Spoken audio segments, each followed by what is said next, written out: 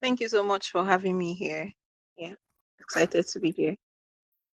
Uh, Thank you so much for joining. I would like to take introduction again as the recording now starts. So, like I said, she's an independent consultant at Rubicon Consults and a global talent acquisition specialist. And by name, Miss Eunice Thompson. Once again, thank you so much for gracing us with your presence.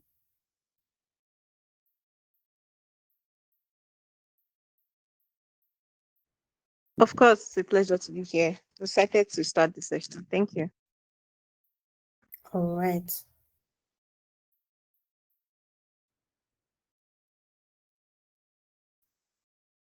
So, I'll be starting with the first question of today. This question is about interview preparation. And the question goes thus: what are the top three things candidates often overlook preparing for interviews? What are the top three things candidates often overlook when preparing for interviews?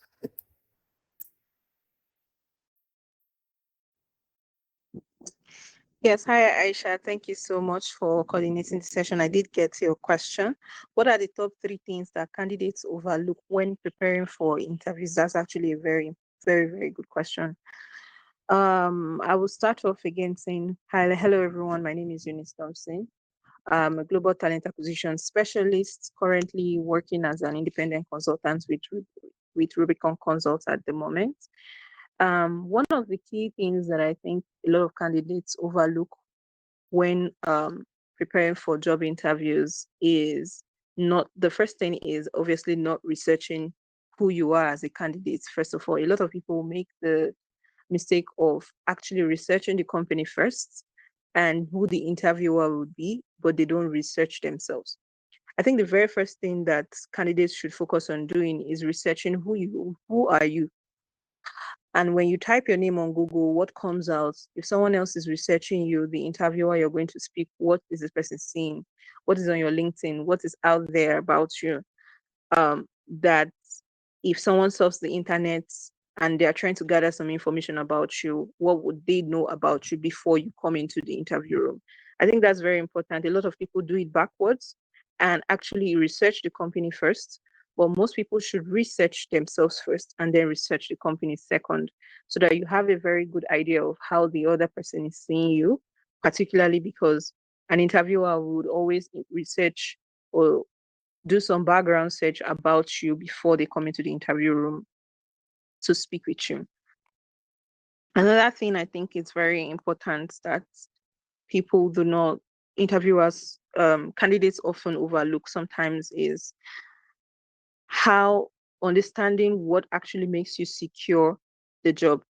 And most times, by the time you get into you're invited for an interview, it's already clear that you're qualified for the job.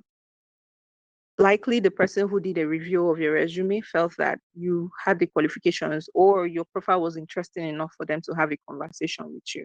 And so at that point in time, there are so many things that are not within your control, but there are actually things that are within your control by the time you get to an interview stage.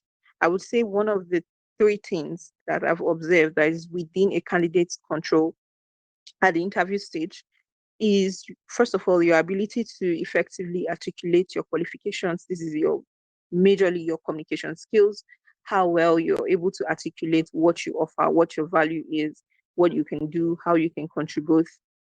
That is one thing that you can control as a candidate. Another thing that affects that is within your control as a candidate is the interviewer's ability to understand or accurately interpret what you are speaking to. So communication that is a two-fourth way, how you communicate and how the other person understands what you're communicating, and whether they understand very clearly what you have communicated or what you intend to communicate. I would say the last thing is the interviewer's capacity to remember you.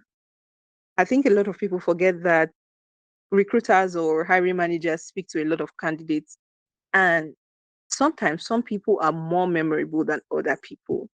And the candidates who would likely be remembered is likely the candidate that has more of a higher chance. So how can you control? Unfortunately, you can only control one of these three things I just mentioned: your ability to articulate yourself, the ability for the other person to understand what you've articulated, and lastly, the person's capacity to remember who you are at the end of the interview. And based on my observation, the one thing that you can control is number one, which is your own ability to articulate how you express yourself, how you communicate who you are, what you bring, your value, and also your ability to be remembered. Those two things, you can't control them, because they all revolve around the way you communicate. They all revolve around how you position yourself. They all revolve around the entire flow of how the conversation went. So these are some of to answer the question, these are some of the things that candidates should absolutely pay more attention and focus on while they're interviewing. Thank you so much for those answers. One of the things that struck me was the second option you gave. Like, okay, let me say the last one, the third one, that the person that is being interviewed should be remembered by the interviewer. I remember one of the sections we had with our trainer, that's a person of Hello Akaka. She mentioned this as well. Please, guys, let us always ensure to be remembered. Let's do something distinct that will make the interviewer remember us, because, like the guest has also said, it's going to give us more edge to get the job. And the first one was to research about yourself first before researching on the company. Research about yourself. Be sure when someone try to check your name online, what are the things that the person will see. And also the second one is to try to the things you can control, which are your skills, try to perfect them well. So just in summary, research about yourself, the things you can control, try to perfect it, and also ensure that you're being remembered. Just do something distinct, maybe a question or something that will make the interviewer remember you for good. Please.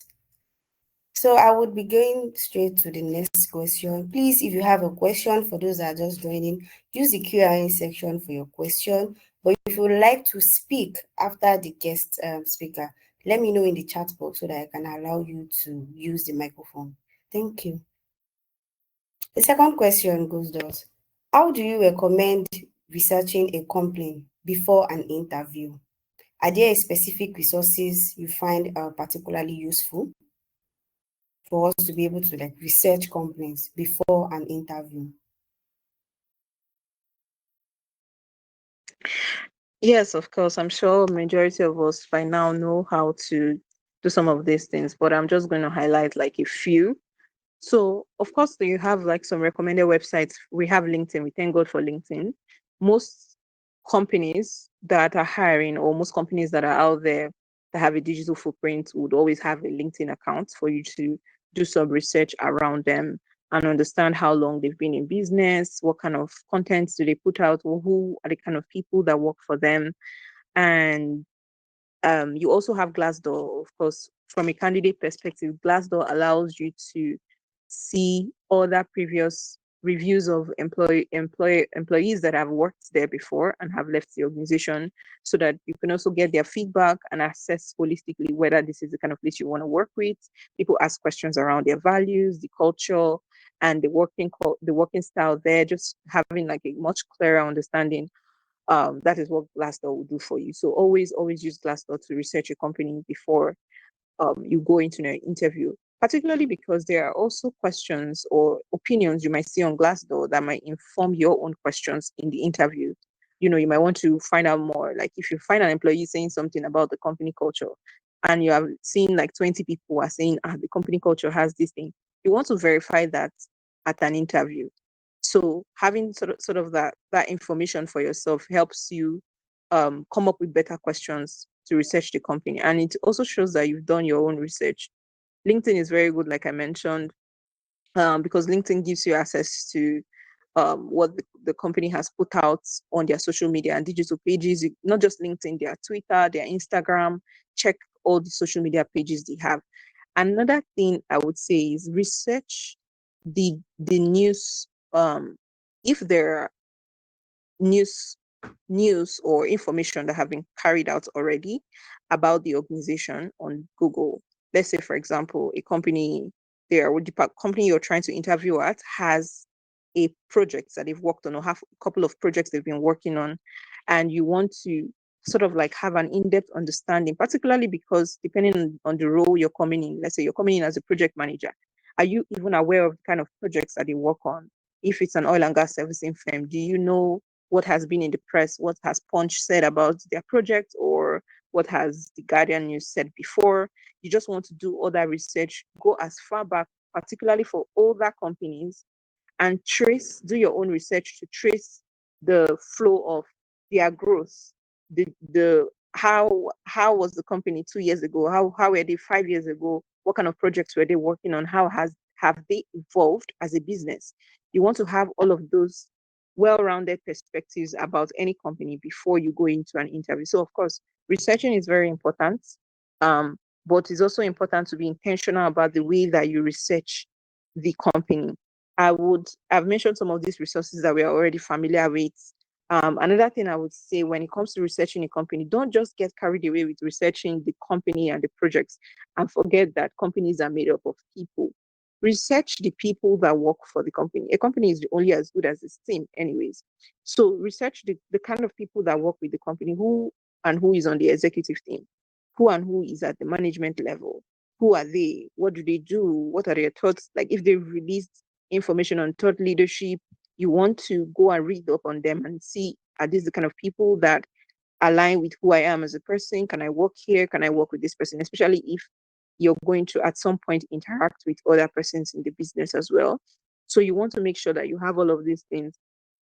If you go as far as to do all of these things, research not just their projects, research not just their digital footprint, but also research the people and understand a little bit more about them and who they are, how they think when it comes to their work, what kind of principles do they apply.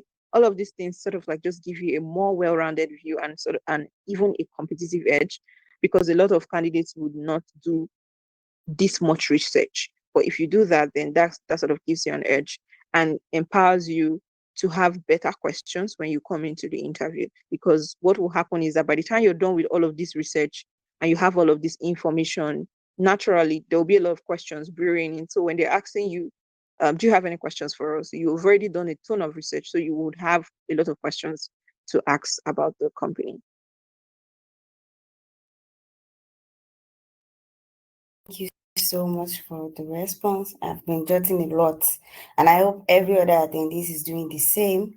So, in summary, the guest said we should always check out these companies on LinkedIn, on Glassdoor, and the parts where that interests me most is the traditional approach. Now, we always think everything has to be social media, but now I'm getting more insight that you can also check newspapers, Punch News. Just check all of this to know their previous projects, to know the kind of employees that they're working with, to understand their culture better. And when you check all of these previous process, it's going to help a lot. Like they're asking you questions on, or you have the opportunity to ask the interviewer question. I asking question based on their previous process, project. You won't you will have as if you're already in the company, like you're not a stranger. So, and I think these are part of the things that will even make the interviewer remember you more. So thank you so much for these answers. They are really, really, really special. Thank you. So please, for those that are joining again, please drop your question in the Q&A. I've been seeing some questions. Please, let's drop questions. And if you would like to speak, please let me know in the chat box so that you can unmute and ask your question. So thank you, Miss Eunice. We'll be going ahead with the next question. In your experience, what are the common mistakes candidates do when they are asked technical question at different level of their career? What are those common mistakes that candidates probably do when they are being asked technical questions?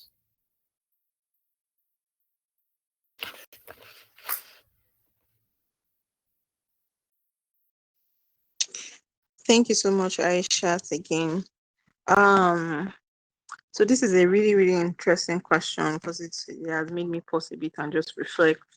particularly because the question is targeted at different career levels, which I think is a very interesting um, aspect to consider, because the kind of mistakes that you make at entry level are much different from the kind of mistakes that you would make, or what would amount as a mistake at the mid level of your career or even senior level. So the mistakes are always different depending on the level, professional level that you find yourself at. I would say for technical interviews, and this would be an interview where particularly you are being asked specific questions to understand a little bit more about your competence, how, if you have the skills that you need to be able to excel in that role. And of course, like you said, at an entry level stage, one of the biggest mistakes I've noticed that people make at entry level, of course, there are not a lot of expectations in terms of experience, because it's an entry level role. There are instead specific skills that you are expected to already have, that might be a good indicator that you might be the right candidate for that role. And I would say that one of the very first mistake, again, still boils down to communication, because interviewing is a communication skill. It is something you have to build on over and over and over again. The more you grow in your career, the more you need to work on your communication and learn and understand other multiple communication styles, how people communicate with you, and how you yourself you communicate. Some people have a more direct communication style, some people have a more indirect. There's also cultural nuances when it comes to the way we communicate. A Nigerian, for example, has a particular way Nigerians communicate towards each other, and Indian also has the way they also communicate culturally. And when you're opportune to have to work at, let's say, and a level where you have to collaborate and interact with multiple persons, or you're being interviewed for a global role and you're speaking to someone from an entirely different culture from you have to be conscious of all of this. So my very first um answer would be, the very first mistakes that a lot of people make, both at entry level and at mid level, is not having the right communication skill, not knowing how to communicate effectively. In this case, it is communicating your competence and your ability to deliver technically on a particular day. So the level of skill that is required for this role, you've gone through the job description, you applied, you are shortlisted, you're invited for an interview.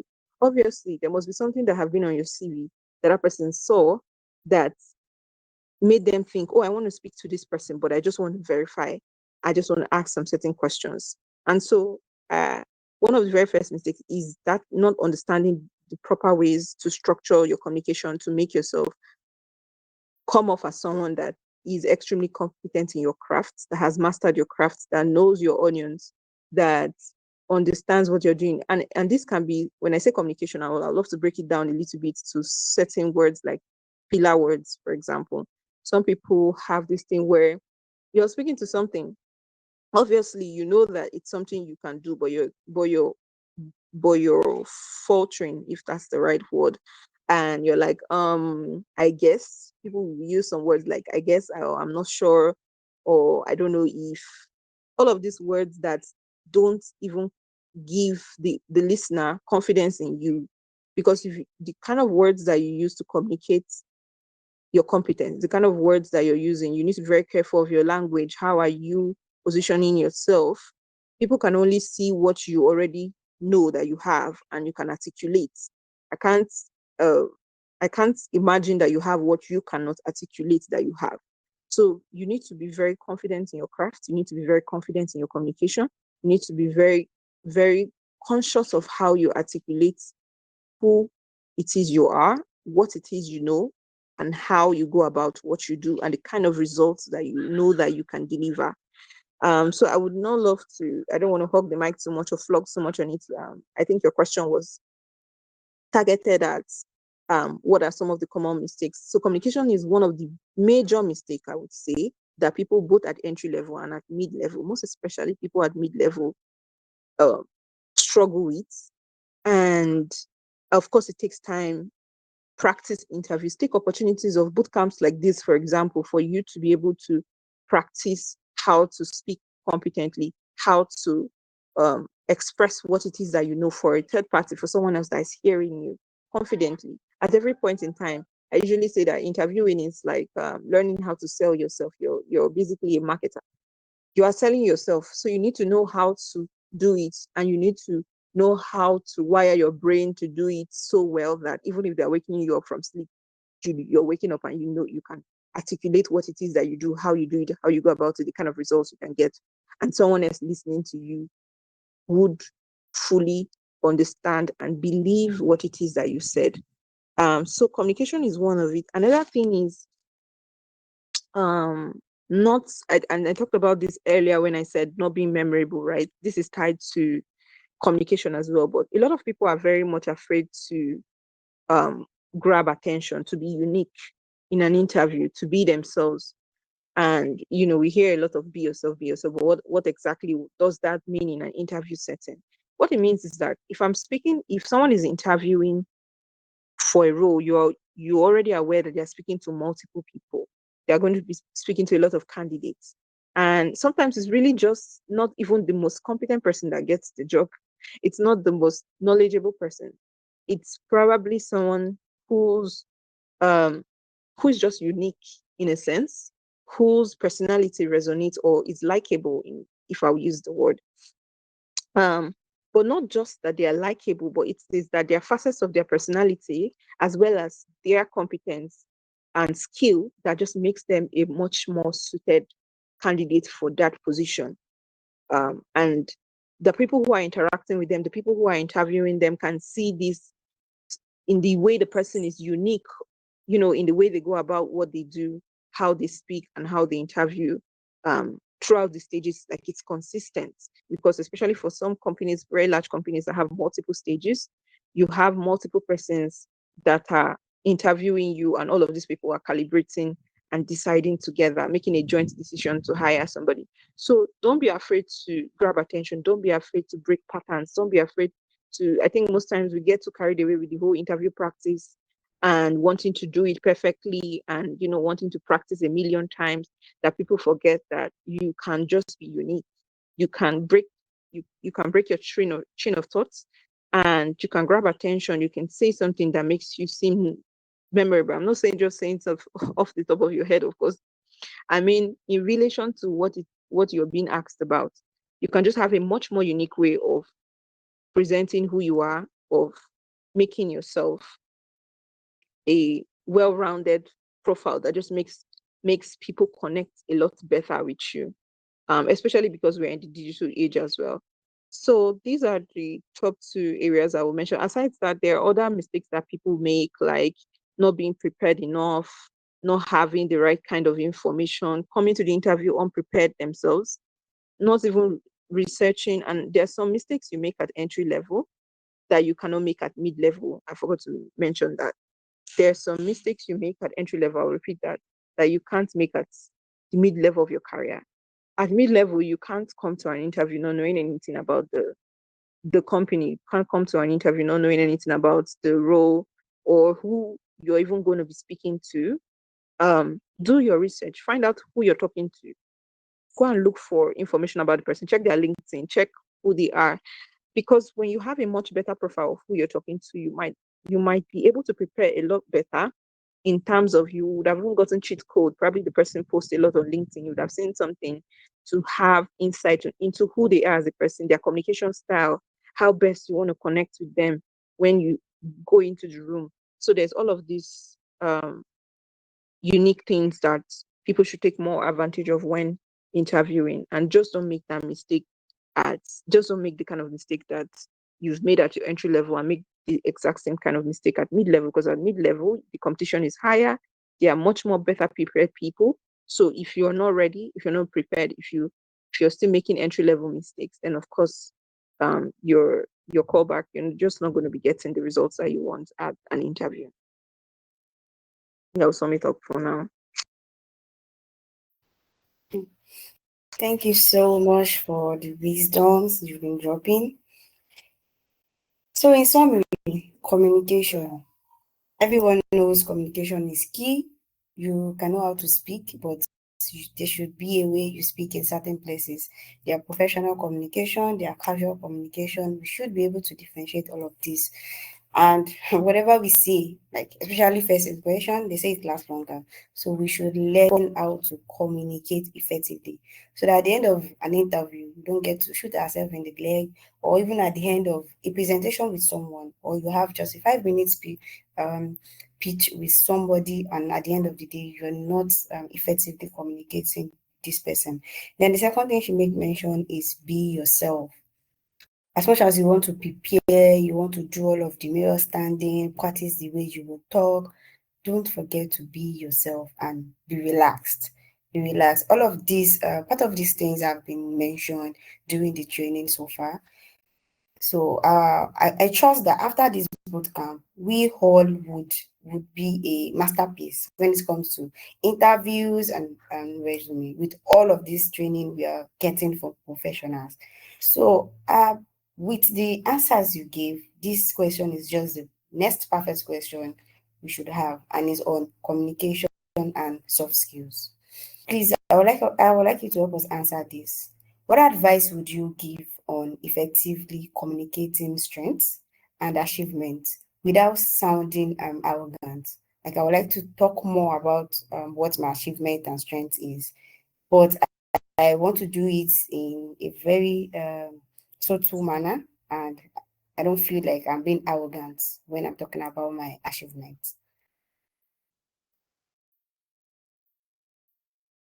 Okay, thank you so much. That's an interesting question. Because it made me think, what exactly does it mean to be arrogant, first of all, at an interview?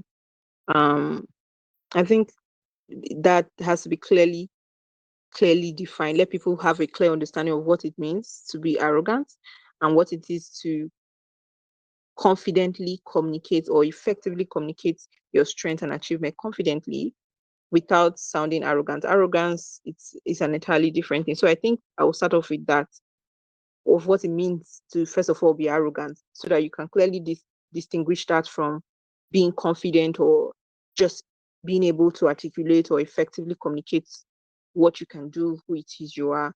I think and so this can be open to the audience as well, for some of us to share what we think can be arrogance. But I would say that one of the biggest indicator that you are being arrogant at an interview is your inability to properly have, how you're having a conversation, and if the conversation is going well, you would know, because there is a flow, there is a cadence to which the conversation goes. There is give and take, sort of, in a if you're communicating effectively at an interview. Most times the interviewer would listen to you talk, but also take back and ask questions. And so there is all of that. But if you're being arrogant, one of the ways to probably catch yourself, because I think a lot of people might not be conscious or aware of what might be interpreted as an arrogant behavior. Or it could be, first of all, I think one of the ways that this can show is um, talking as if, or even if you're an industry expert, right, you're aware that a lot of times who you're speaking to, if it is not the hiring manager who is directly in the same field with you, um, a lot of people, a lot of recruiters do not have exactly the same level of knowledge as you would have as a technical expert in that field. So if you are speaking to the impact of what you've done, if you're just speaking or educating or trying to explicitly explain what it is in your field and your industry and your position to a recruiter, and the recruiter might not have intense knowledge or so much, but there are some things they might look out for, and they might know, okay, this person knows what they're talking about. That cannot be interpreted as arrogance, because again, you're speaking with someone that might not be a technical expert, and they might ask you more questions to hear from you and be sure that you know what it is you're saying or you're explaining. Now, it's a different kind of conversation when you're having an interview with a hiring manager or a technical interview, where this time around you're sure that um you're speaking to someone that knows what you know. But let's say the conversation starts becoming toggle or a tug of who knows more than who. And, it turns into a conversation where you're both not listening to each other.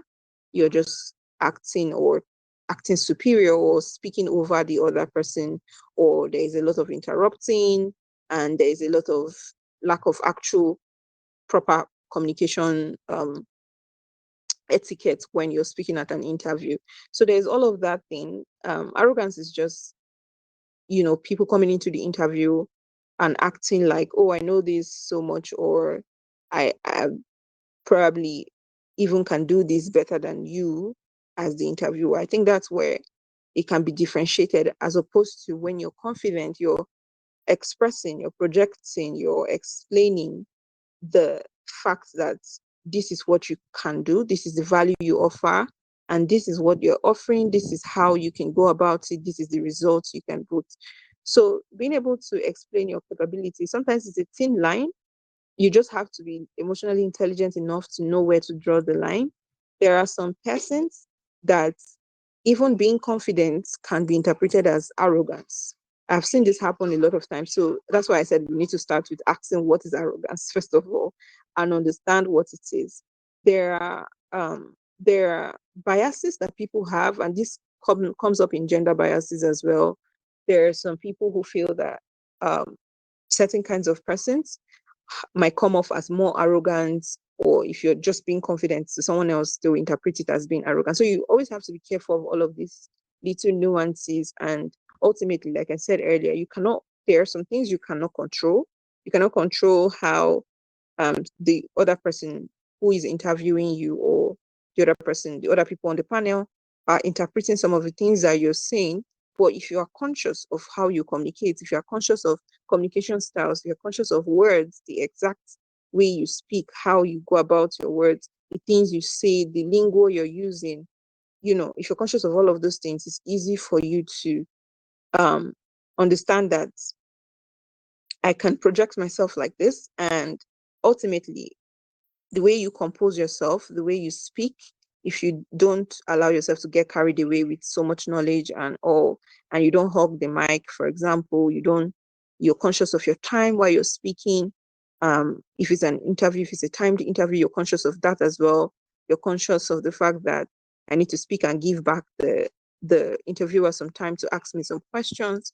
If you're conscious of all of these things, if you're conscious of certain terms that might be industry specific, and all of that, and explaining them to the audience you're speaking to, all of that can then it's easy to differentiate between what is arrogance and what is not. But like I said, ultimately your goal should be to be confident, and do your best that you can to be confident. You cannot always control. There are some jobs that aren't for you. There are some interviewers that have personal biases, and they're always going to read meaning into whatever it is that you say. Ultimately, you have to take your power and own what it is you're saying and how you're communicating, and make sure that whatever you say, like I said, you're obvious, you're conscious of how that can be interpreted, and always clarify. I always mention that there's this thing where you're communicating, where you want to make sure that the person understood what you are saying. It is one thing to speak. It is another thing for the person that you've spoken to get the exact message behind what you said. There's also speaking, there's also the manner and the tone in which you talk, and all of these things. There's some people that are passionate and they speak with so much passion and vim, and then there's some people. I spoke to a candidate one time that was talking like a preacher, like and I asked him, I just took a pause and I was like, are you a pastor? And he said yes. And it made so much sense in that moment why he was talking the way he was talking. So I'm just saying that there are some of all of these things, that some of these nuances um, that come up in the way we speak, facets of how we communicate, who we are, that this person that is speaking to you, that obviously doesn't know you or haven't known you for a very long time, might not have all of this information. And ultimately, you might be confident, and someone will interpret that as being arrogant. But the most important thing to remember is that you have to be conscious of what you're saying, how you're saying it, how the other person is perceiving it, and always making sure that if someone tries to misinterpret. Like there's this thing where you speak and the other person can paraphrase what you said, and they're like, if I get you correctly, this is what you're trying to say.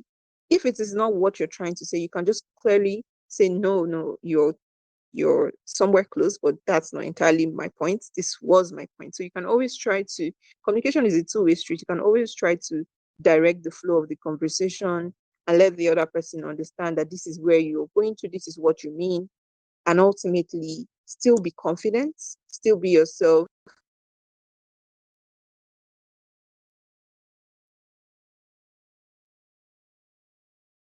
All right. Thank you so much for that answer. Be intentional, be conscious. I know the difference between being confident and being arrogant, please. Thank you so much for that. Because of time, I'll quickly move to the next question. This is about handling difficult situation. How should candidates handle unexpected questions or topics they are unfamiliar with during an interview? Good question. Always be prepared for the unexpected. You have to always be prepared for the unexpected. You have to always, in fact, expect an unexpected question. Um, because you cannot be you can't ever be fully prepared for for an interview. You can try to have all the questions or come up with um scenarios or the kind of questions that they might ask you, but there will always be one or two questions that you did not expect or you didn't see coming or you didn't prepare for and all of that. I think that being someone that can easily adapt to whatever situation you find yourself in is very, very important. It's a very important skill you need to learn as a candidate. So always practice putting yourself in situations where you are asked questions out of the blue, or that's why I said that it's very important for sessions like this bootcamp that will help people that are candidates that are going through interview process or seeking for jobs to practice and help themselves get more familiar, help your brain get more familiar with coming up with something on the spot. Put your brain in situations where it's forced to learn, um, and expect the unexpected. That way you don't go blank.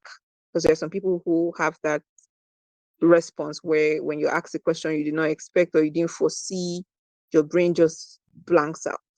So, um, or you then try to formulate an answer on the spot, and you might, not even be happy with your response after that interview. So I would say that one of the very first things you should do, like I said, practice putting your brain in situations where you have to think up on the spot or come up with unexpected answers to questions or topics that you're entirely unfamiliar with. Aside that, always try as much as you can when you do your research to not limit yourself to what you should expect, but more familiar terms that are more questions or more concepts that are familiar to the particular company you're applying for or that role, and not just generic questions you find on the internet. In fact, if you can sit and go through the job description over and over and over and again, come up with questions yourself from that job description. You can even make use of AI or other tools that we have that could formulate questions from the job description before you go into an interview, unexpected questions, and ask and get familiar with that. Read up on a lot, keep up with information from different teams, from different departments. When I hear unexpected questions, most times what happens is that people are too knowledgeable about their own field and not knowledgeable about anything outside their field. Say, for example, you work in HR, you know so much about HR, you know so much about talent acquisition, but you don't know anything about marketing. You know so much about performance management, but you don't know anything about uh, finances, and that is not a well-rounded. Those are scenarios that are not mutually exclusive. You have to know a little bit about everything so that when you ask questions you can connect the dots in your head and just come up with something, a response, and adapt in that situation um, to the questions you're being asked. Of course, if you're the kind of candidate that will go blank in an interview, you shouldn't feel entirely. It can be embarrassing, but you shouldn't feel entirely embarrassed. You can easily just speak up and say, um, I didn't expect to be asked this question, or you can actually explain that, oh, this is something that you want to do some research about and come back and share. So you can just quickly take, if it's something you don't know, rather than say something you don't know at all, you can always say, can I go back and do some research on this, or can I always come back? Like, just take your power and not entirely let it go while you're in an interview setting. That's what I will have to say for this question.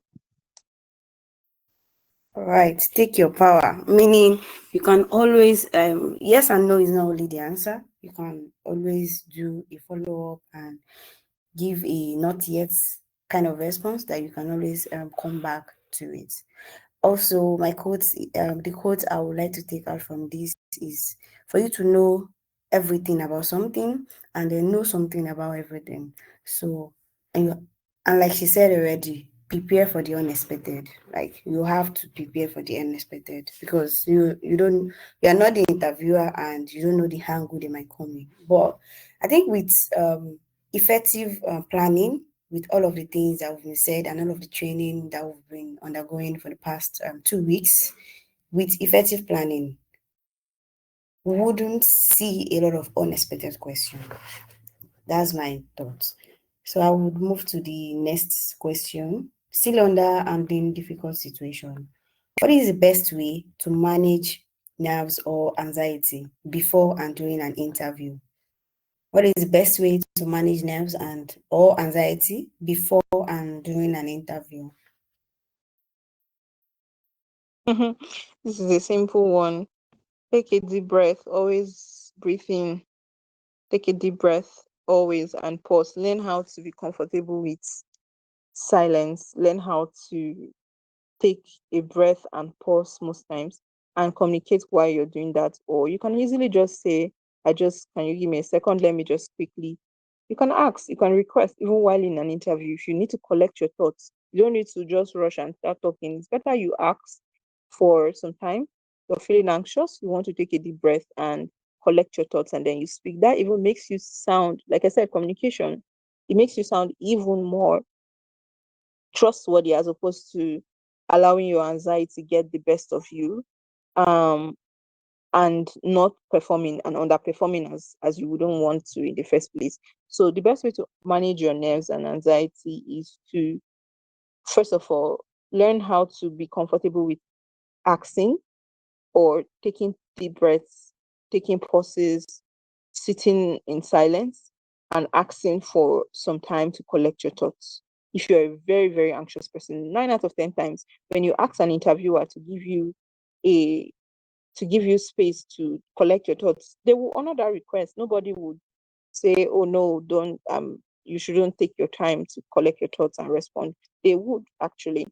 Um, then another thing is to, before, if you know you're an anxious person, you know you struggle with anxiety and nerves before an interview, try as much as you can to do pre-interview practice. Of course, no matter how prepared some people practice as much as they can, it just doesn't really help them in a way, or the nerves are still always there. That is normal. But the more your brain knows that you are prepared, the more your brain is wired to speak in an interview setting, the more your brain gets comfortable with the more your brain gets comfortable with that nerves, like with being anxious and when it comes to being interviewed. And at some point, before you know it, it's just like public speaking. The first time you go on a stage, you are probably going to be so scared that you want to pee on yourself. But then you do it over and over and over and over again, it becomes like second memory. It becomes a part of you. So the more you interview, like I said, interviewing is a skill. The more you interview, the more you speak to people, the more you learn how best to articulate and communicate yourself, the more you learn how to sell yourself, the more you get comfortable and confident in who you are and in speaking up. Competence most times would always help you build confidence. So that's what I would say for anxiety. Get the best out of materials, do as much research as you can, practice as much as you can, learn a little bit about the company, about the person you're going to be speaking to. If you're already familiar, there's this thing I used to do when I was preparing for interviews for myself is I would go as far as to listen to podcasts or listen to speaking engagements that the interviewer or whoever, CEO or someone on the management team I'm going to be speaking to has spoken on before, because I want my brain to get familiar with the voice of the person. So when I'm hearing the person's voice in an interview, I'm not hearing your voice for the first time, because I've heard you speak either on a podcast, or I watched something you did on LinkedIn, you posted, or on YouTube, or just something about the person, and I'm already familiar with the person's voice. So now it feels like I'm talking to the person for the second time or for the third time. That is what works for me. You can just explore, try out new things, and see what works for you. And with time, before you know it, you are much more confident, and your nerves might be a bit relaxed. And of course, always remember to take a deep breath whenever it gets too much, and just calm yourself and then continue speaking.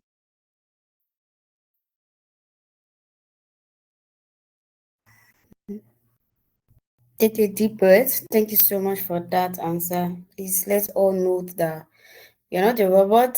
You are a human being just like the interviewer. So you can always like take a break, take a deep breath, collect your thoughts together so that you're firm when you're responding to the questions. And also the parts where I get to listen to probably the person talks or the person already have a presentation online, I can easily listen to the voice part. Yeah, I think that's a good one, and it's something I would take notes as well for future interviews. Thank you so much for that. I'll move to the next question. Still on handling difficult situation. There is a last question for under that. If an interview doesn't go as planned, how should the candidate follow up or potentially salvage the opportunity?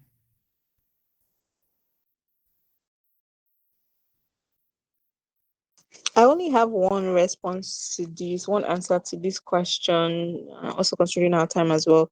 Um, One of the best ways to regain, I would say, your reputation, because I think you would also know when you did not do well at an interview, right? There's just this gut feeling. There's the way you would have felt if the interview went well, and some people automatically already know whether an interview went well or not before the end of the interview. So if you're already feeling that if you're already having that feeling, you don't need to wait until the end of the interview to now salvage that.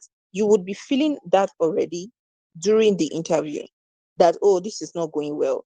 Now, I would say always, there's always an opportunity for you to change and turn the tables around before the interview end. And this comes where you are being asked, do you have questions for us? That is your lifeline. Like, if you've messed up in the first part, the part where you're being asked, do you have any questions for us, is your only lifeline left. And you have to do whatever you can to ask the best kind of questions. Responding, answering questions is not only the is not the only test of intelligence, if that's the right way to put it. Answering questions is not the only way, but and test of intelligence. The kind of questions you also ask is also a test of your intelligence and your skill. And you can easily turn around an interview by asking the right type of questions. You can turn around an interview by having a list of killer questions that they probably did not even see that coming from you, that have probably messed up the bulk of the interview. So the opportunity where you have the little time, you have the little window, if it's 5 minutes or 10 minutes, and you'll be like, oh, thank you. Do you have any questions for us? You'll be like, okay, of course I do have questions for you. Or thank you for even giving the opportunity, because I do have a lot of questions. Because you now know that this is your only lifeline. This is the only part you have now to not take control of that interview. You know, um, you can now use it and own it and ask any question to understand a little bit better, and to also give the interviewer a better confidence, I would say, in you. Think of the interviewer's perception or their interpretation or things that they think about when it's related to your response in the interview. All of those things will always be there. But then during an interview now, you can now always, during the part where you're asking questions, you cannot flip the scripts basically and ask the questions to be in your own favor. Probably that person did not expect you. And even sometimes there's a way you can ask the question that will now even lead to them asking you more questions, because now they are now more interested in hearing more from you. So especially if the person was not confident about your responses, or the person did not really understand where your answers were going, or they didn't really get the answers they want. Another thing is not just asking the questions, but the way you organize the questions and answer can help you, like I said, re-answer even previous interview questions that you had previously messed up on.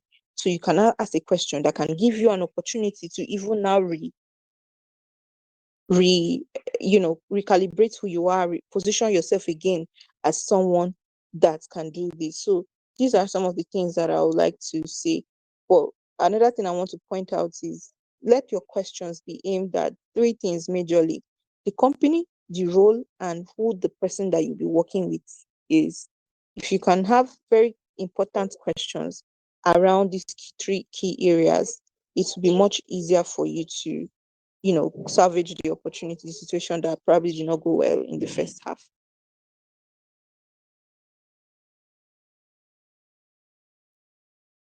Oh, thank you so much for that. The lifeline part got me. Like, that question is something that every interviewer will ask you. So when you already have the guts, like, this thing is not going the way it should go, please, we already have the expo now. Use that part, use it very well to make it interactive, and try to change the game for you to have the opportunity to express yourself, ask questions that is relating to the company, the roles, and who you would be working with, so that they can this opportunity can be used for you to have an interactive section with the interviewer. Please, like you mentioned, is the lifeline, like, just the best opportunity to change the game. Let's not misuse it. So we have two more questions left because of the time. So I'm going to the second to the last question now. Are there any emerging trend or skills you think candidates should focus on to remain competitive?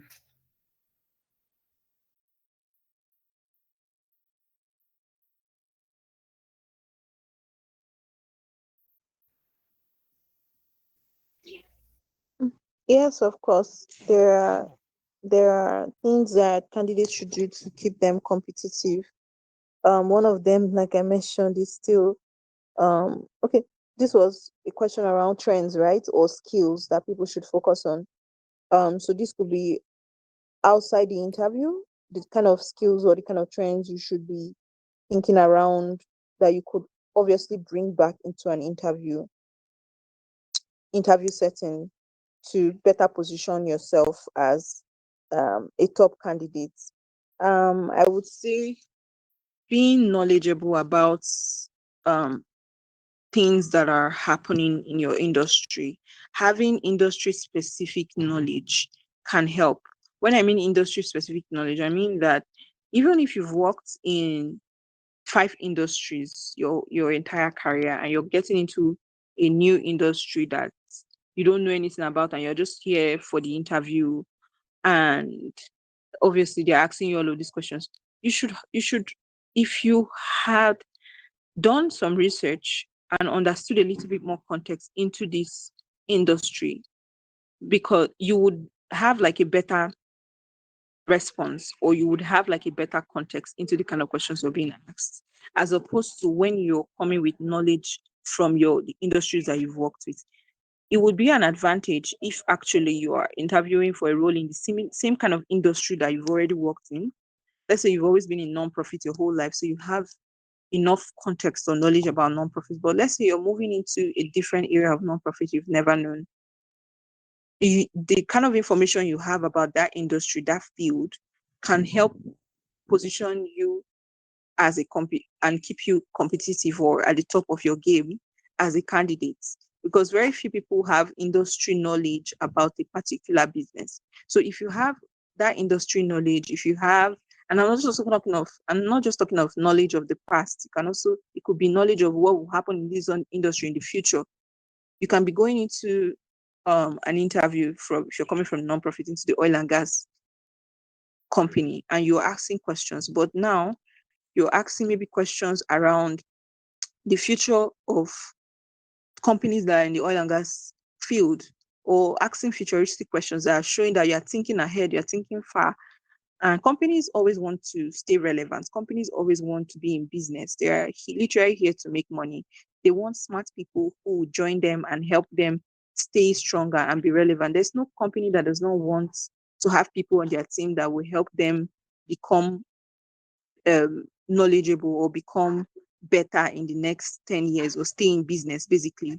They always want to stay in business. They always want to be among their competitors and be among the best. So if you have industry specific knowledge that would position you or position that particular role and show that you're thinking ahead, you're thinking far, you're you're not just focused on now or the past. You also have information that shows that you are thinking ahead of the future. You can be doing predictive trends or understanding and bringing new knowledge into that particular role you're applying for or new skill sets. All of these things just highlights you as a candidate and makes you seem better. I would use one of the emerging trends as an example, AI. For example, we've seen how big AI has gotten. We've seen how big data itself has gotten, and would only keep getting better as time goes on. So every single industry, you're seeing that every single industry now, every single department has need to collaborate with AI. We have HR organizations talking about having AI tools that will support and maximize HR functions. You have people in finance saying the same. You have lawyers saying, how can we use AI to enhance our work as lawyers? So all of this information, as trends continue to grow, as the world continues to get bigger, there will always be information that, but you have to seek them out and have that knowledge of how can I expand this industry? What can I do? What can I contribute that will make me stand out as a candidate? So if you're a candidate looking to remain competitive or stand out, you have to think not just around the role and the company, you have to think bigger. Always think 5 times more than what is currently on ground. And when you're someone that thinks with the big picture, I think they call it systems thinking. When you think with a much larger picture in mind, you think as to how the different functions interact or intersect with each other and how they'll be able to collaborate, you're able to come out as someone that is more knowledgeable and someone that is more impressionable than someone else that is just focused on what they've done in their own departments, or the industry knowledge they have in their own field. And it also shows you're someone that is open to growth and you're someone that can move into different or higher planes within the business. Even you're someone that thinks ahead and you have a growth mindset, basically. So these are some of the areas that I think some skills, they are learnable. They are things that you can practice in your everyday, not just in an interview. As a professional, there are things you need to build yourself as someone that thinks bigger, as someone that is always looking for information to help them grow, but knows something about everything and all of that, and just see how it can help you position yourself better in your field or in your interviews.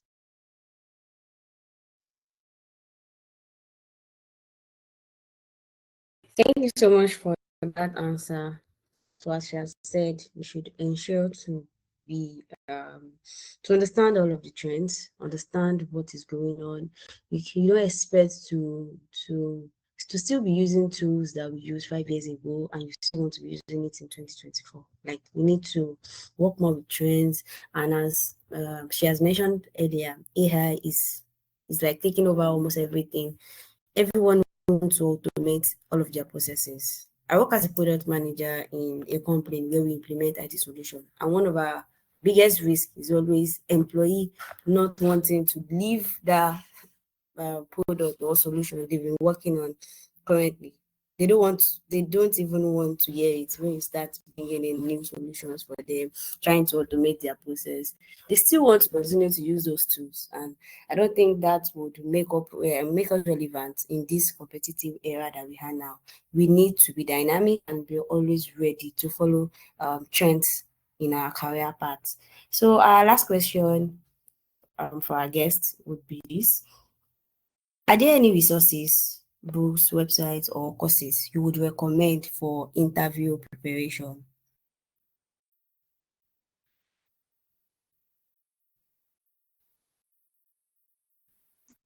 Of course, there are resources. I'm surprised we even asked because there are so many resources available out there on the internet. Um, I think another thing is that it's not even the lack of resources. There are always resources to guide us on interviews. Sometimes it's just the right kind of resource that you need for yourself.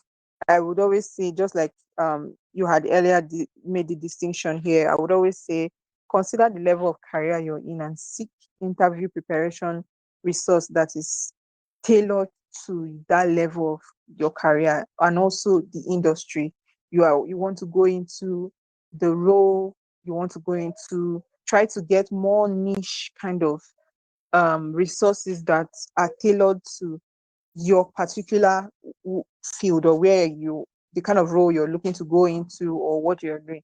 The advice for interview advice for web developers or tech people that have been that at the senior level of their career, let's say from 10 years, is an entirely different advice for a finance person that is looking for, maybe say, a manager finance role that is at 4 years level of their career. So it's always a different kind of resource or different kind of information. But there are general information out there for everybody. I love to listen to podcasts, so I will always recommend podcasts. Listen to a lot of HR people, and just hear like the different perspectives, hear from different people, not just one person, but hear from multiple people and see what they think about interviewing, what they think about answering questions, how they go about it. People are different, so not everybody behaves the exact same way when it comes to interviews. Not every HR professional behaves the exact same way.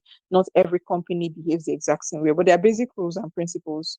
I would love to recommend this thought leader. I follow him a lot. His name is Andrew La Civita on YouTube. He has this book that I think everybody that is preparing for an interview should read, majorly for people from the mid level of their career upwards. But it wouldn't hurt to read that book even at the entry level of your career. It's called Interview Interventions.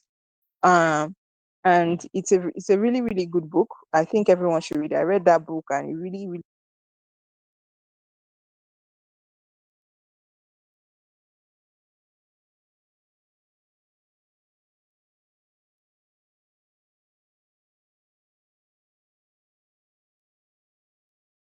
name of the book. So it's always important to sort of like go around resources. Then you have a couple of podcasts. That's the one I would love to recommend. Anyways, interview intervention, communication that gets you hired. Then you can do research on a couple of podcasts that prepares you for interviews. You have YouTube videos. You have a couple of thought leaders on LinkedIn as well. But basically, the most important thing is that these information are always out there. Just make sure that you are looking for information that is relevant to not just the level of your career, but the kind of role that you're in and industry um, that you're in as well. Thank you so much for your time, dropping your experience and wisdom with all of these questions.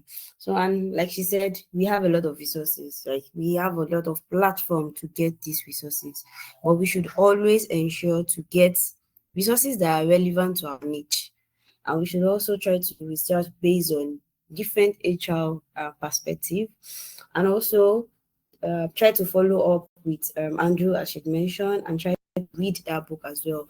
And also to always ensure to listen to different podcasts. I see some people just joined as well. When we are having the panel section, please use the Q&A section if you have any question. If you have any, if you would like to speak, you don't want to type in your question, just let me know in the chat box so that I will allow you to speak. So we're done with the questions for our guests, but we have a couple of questions from the attendees that I would like us to go through now.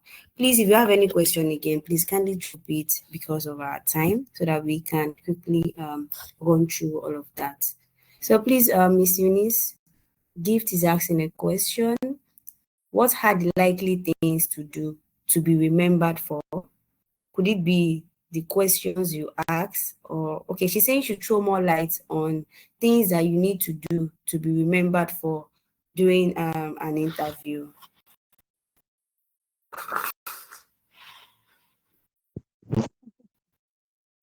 Yes, that's an interesting thing. Well, I'll try. A I'm not a prophetess, but I will try. Um, so I think when you think around being remembered in an interview, it is not just to be remembered. It's also what you want to be remembered as and how that sets the pace or how that controls the way you show up in that interview, in that space, and the way you speak and the way you carry yourself ultimately throughout an interview.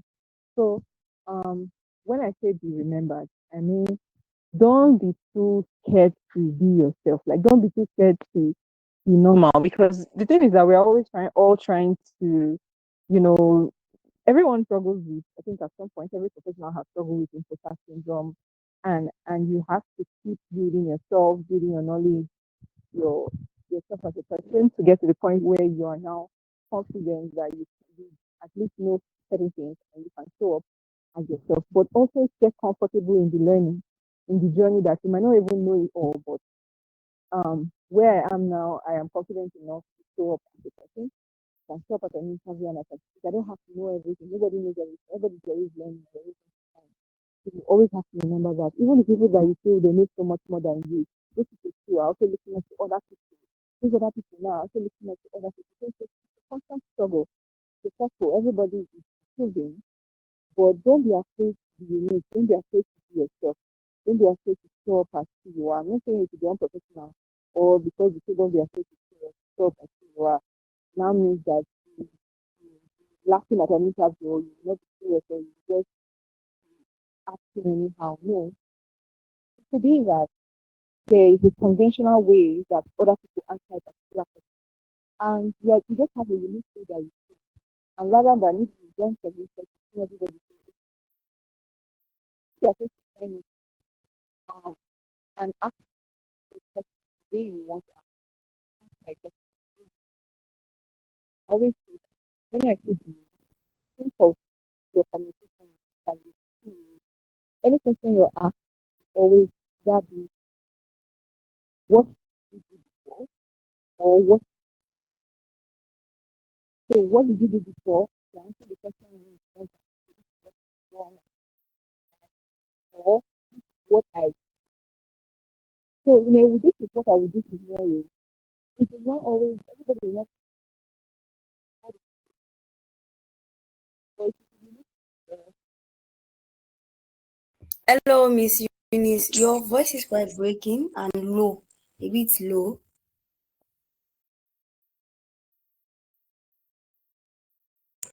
okay, can you hear me now? Can you hear me now? Yes, it's better now. Oh my.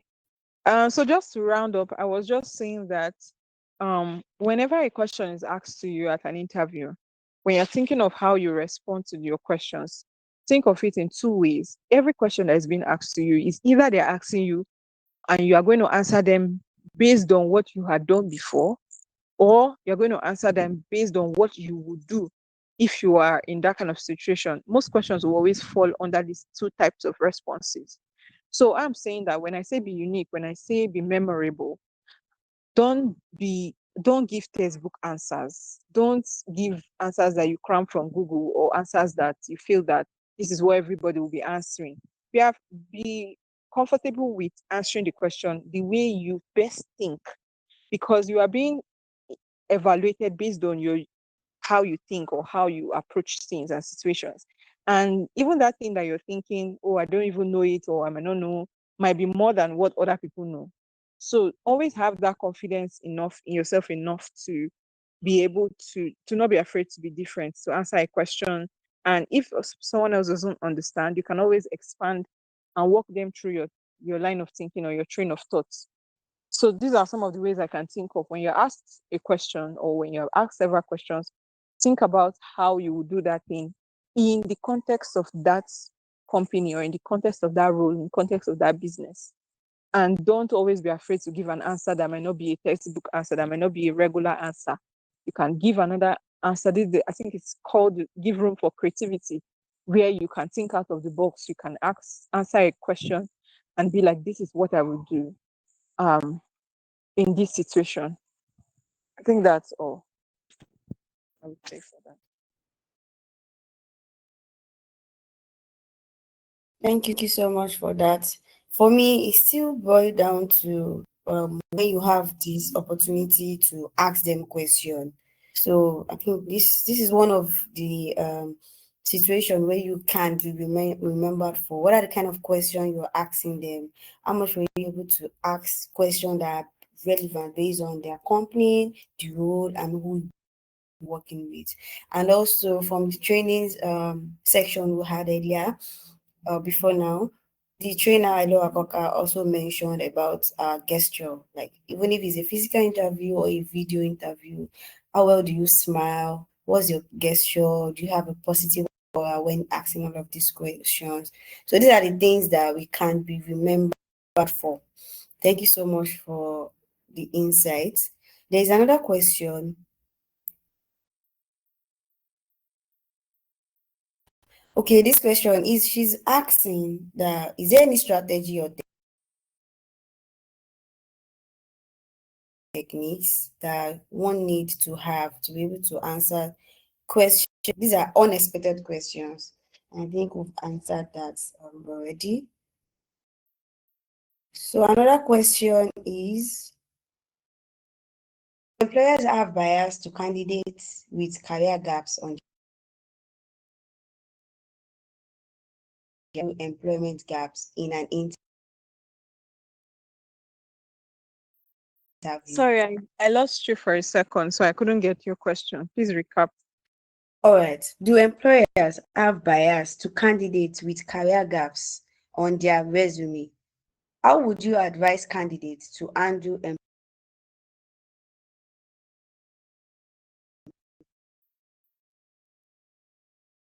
Hmm, that's a good question. I do think I can't speak for all employers, but I think yes, a lot of some employers or some HR professionals, some people who do interviews might have some biases against a candidate on their employment gaps that might pop up. And the most important thing is just how you approach the responses when you are being asked. If you are asked a question like that, it's just how do you respond? That's the most important thing, I think. I think right now at the moment there are less and less interviews with questions like that because there's more emphasis on HR professionals and interviewers asking better questions. Unless for whatever reason the employment gap is significant enough to affect the role, but it's just not such a relevant question at this point in time. But if you're asked such a question at an interview, I think it's important for you to either verify um, and understand why the person is asking you that type of question. I say why because people don't ask questions that they don't want, that they don't have probably a bias behind, or they don't have like an intent in the reason why they're asking you that question. So if you think about it, why is someone asking about an employment gap? What are they afraid of, or what are they worried about that they want to verify? If you can at least put yourself in the shoes of the interviewer, no matter how unexpected the question is, and try and understand, okay, in this context, why is this person asking me this kind of question? Then you can now come up with an answer that has asking questions.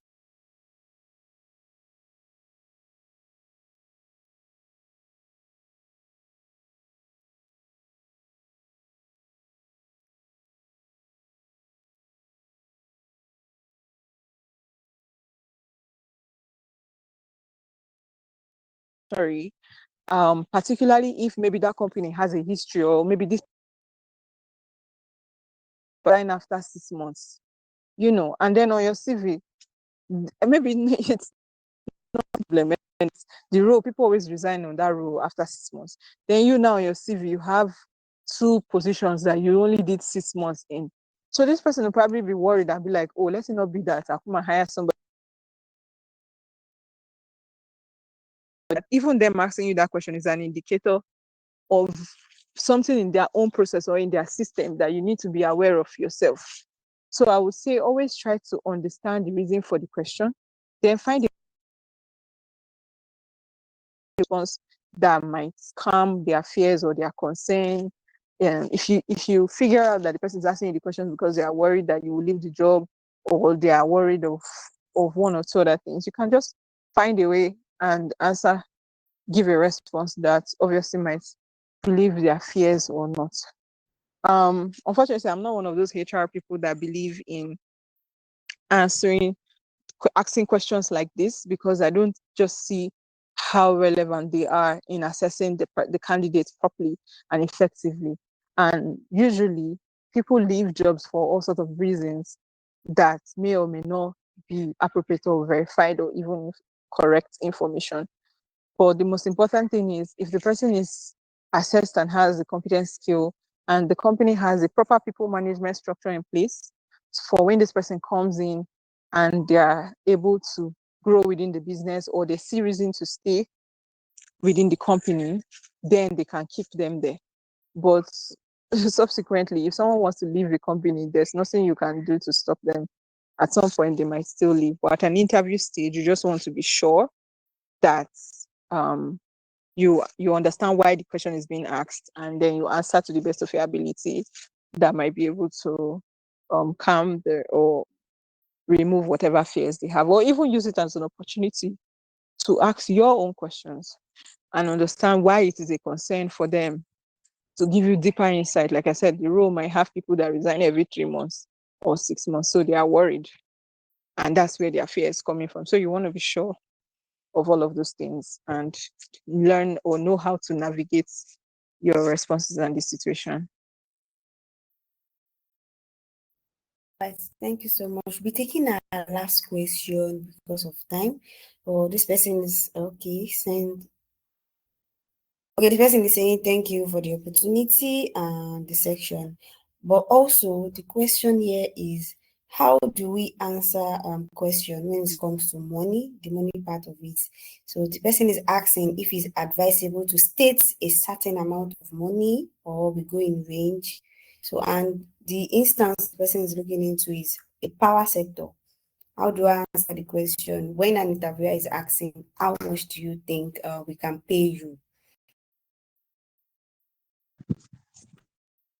Hmm. This is the elephant in the room for everybody, of course. The salary question. The um, money. the money question. Yeah, yeah, yeah. So this is a very interesting question, because you probably will hear a lot of controversial answers, and my answer is probably one of them. So take it with a pinch of salt. Um, so I think that when it comes to the salary, first of all, companies should always do better and be transparent on what their budget is. On what their budget is. Some companies are unable to be transparent. That's just the truth. They will never tell you their budget, or they just, I don't understand their recruitment process, or that's just their strategy for hiring. They will never release the budget for the role. But it's important for you as a candidate to ask first and not assume, even if it's not on their job description. I usually tell people, always make sure that that question is one of your own questions to ask before they ask you. So before, if you're pointing them the gun first, they have no option but to answer you first. But if you're faced with a situation where you obviously were asked the question first and you have to give a response, you would have already done your research first of all, and known how much this role would cost in the markets. The problem with that data is just that it's different across industries, right? And when you're looking for a job now, you really are open to negotiating. So even if you know you saw somewhere that the budget for the role is 200 to 500,000 naira, you probably have a range in your own mind, or a benchmark where you're like, okay, for this opportunity, I'm not looking to earn anything less than 300,000. Depending on where you are in your career or where you are in life, we always have a benchmark of what we are willing to accept.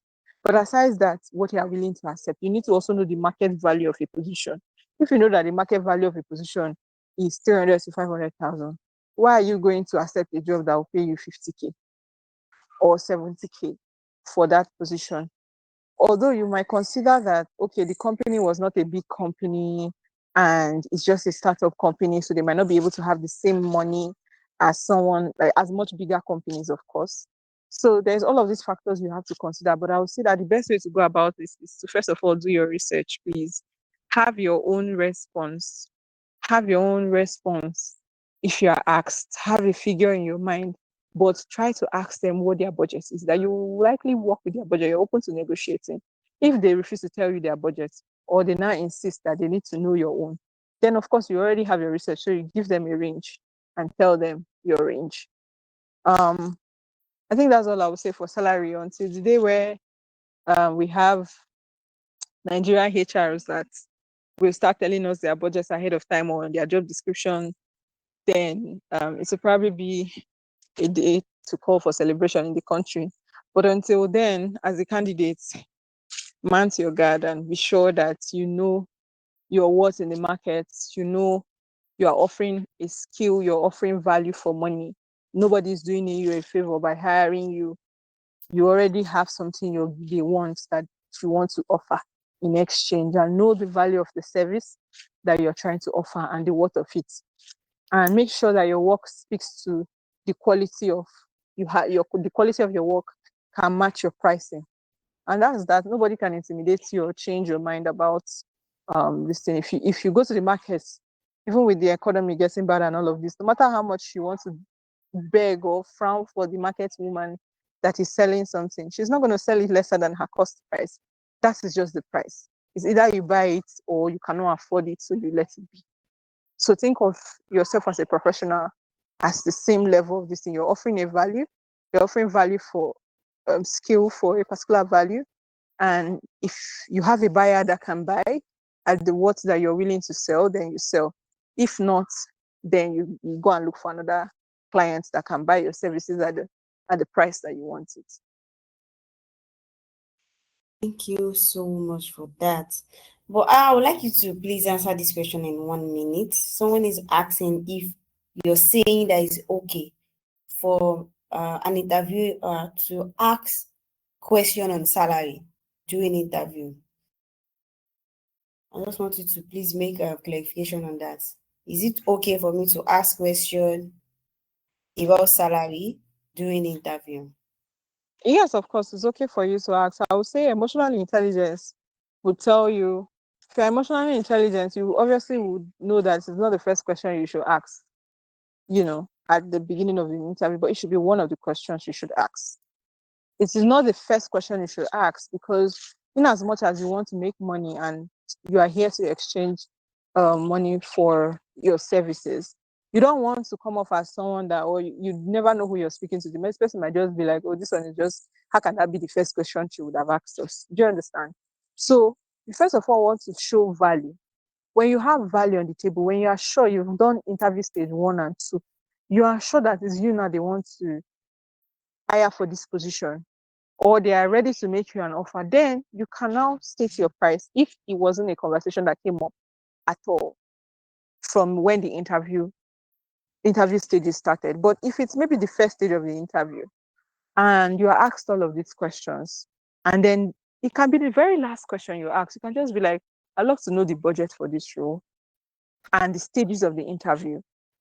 I love to ask that question alongside the stages of the interview. So it is that you want to know how long you're going to spend in this recruitment process, as well as you also want to know the financial compensation for the position. It is common sense to want to know, so that you know if you're investing your time and your energy into what is for you or what is not for you at the end of the day, because you are aware that you're competing with other candidates. You can phrase this better than I am doing. You can be like, of course, I know this is, I would love to know what stage of the interview this is. And if you are speaking to other candidates, it's not only you that they will ask you if you are interviewing with other companies. You can ask if you are speaking to other candidates at this point. Person says, yes, we are speaking to other candidates, we are considering other candidates. You now be like, okay, you would love to know what the stages of the interview is and what the budget of the role is.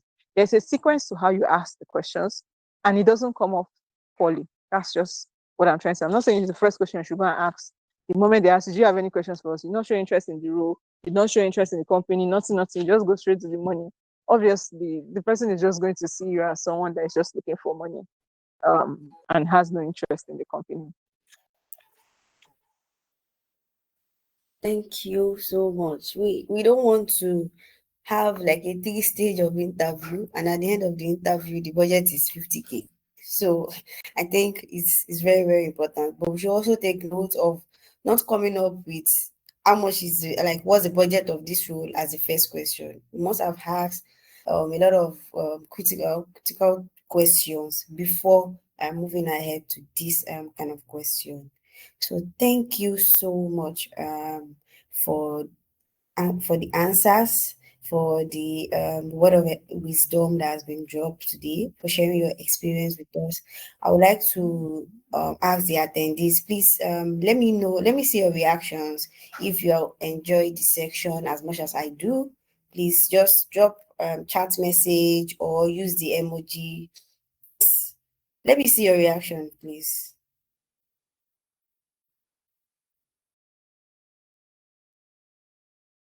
Because for me, the section is very much inspiring and knowledgeable. Like, I don't even know, we've spent 1.5 hours already. So there's a lot to discuss when it comes to interview. Thank you so much for honoring us with your presence, Eunice. Thank you so much. We really appreciate it. So, for those that are just joining us today, like I said at the beginning, this is an ongoing interview bootcamp that is organized by the Empowering Careers. This bootcamp has started since the 1st of October, and we had the first 2 week section for the resume bootcamp, and that has been completed. And those who are actively involved have been satisfied. Then currently we have 2 more sections to go for the interview bootcamp, which will be holding tomorrow, Sunday, between the hours of 4 p.m. to 6 p.m. And the last section will be holding on the same platform with the same link on Wednesday, 30th of October between 7 p.m. to 8:30 p.m. You don't want to miss it. After this section, the goal is for us to have job seekers, or maybe even those that currently have their job roles. We always want to go for a better role and get paid more. So there is no why we don't want to always like revamp our resume and get ready for more managerial interviews.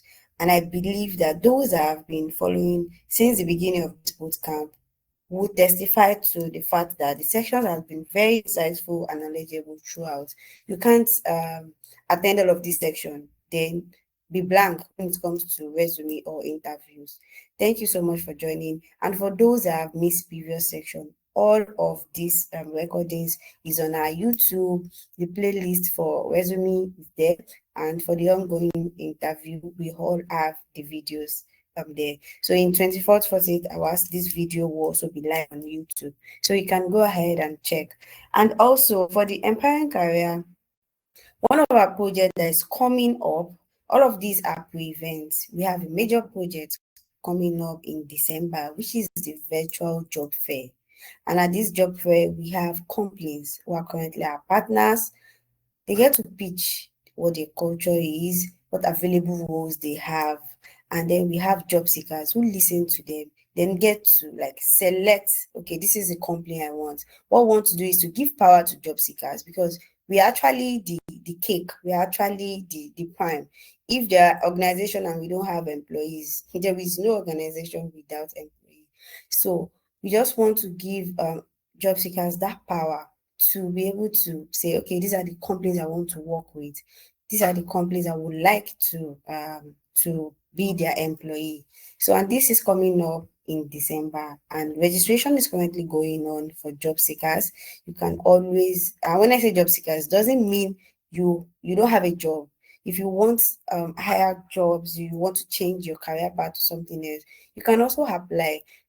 When filling the forms, you have the option to check box the things that you want, the kind of job roles, your niche, the kind of company you like to work with.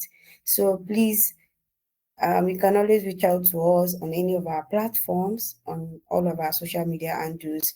We have our posts always live on LinkedIn. just try to register for the job fair and be in attendance as a job seeker. All of this pre-event is for us to have credible candidates for us to post to our partners, and then they get to like see these candidates, appreciate them for their professionalism, and at the end of the day, everyone is smiling. The job seekers have their job, and the company also have talent who would help them achieve the goals of their organization. Thank you so much for joining. I would like to see if there is any question. Okay.